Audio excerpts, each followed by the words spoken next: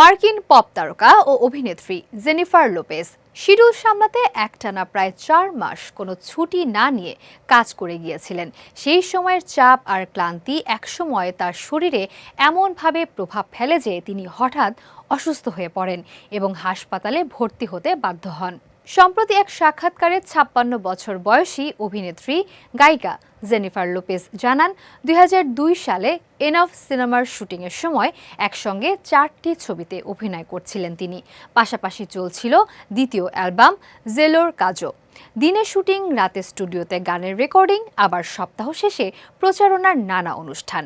এই ব্যস্ততার মধ্যে একটানা 98 দিন তিনি কোনো বিরতি নিতে পারেননি। লোপেজ বলেন, হঠাৎ আমার বুকের ভেতর হৃদস্পন্দন দ্রুত বাড়তে থাকে। ট্রেলারে গিয়ে বসার পর আমি চোখে ঝাপসা দেখছিলাম এবং শরীর পুরোপুরি অবশ হয়ে গিয়েছিল। আমি নড়াচড়া করতে পারছিলাম না।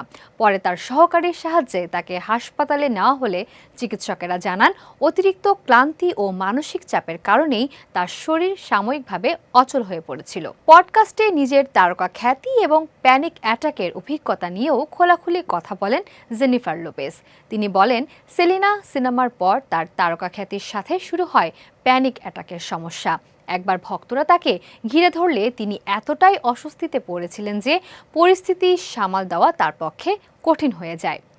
লোপেজ জানান, অতিরিক্ত জনপ্রিয়তার কারণে তিনি এখন খুব একটা বাইরে যান না। পাপ্পারাজ্জিদের এড়াতে তিনি ঘরের ভেতরেই সময় কাটাতে স্বাচ্ছন্দ্য বোধ করেন।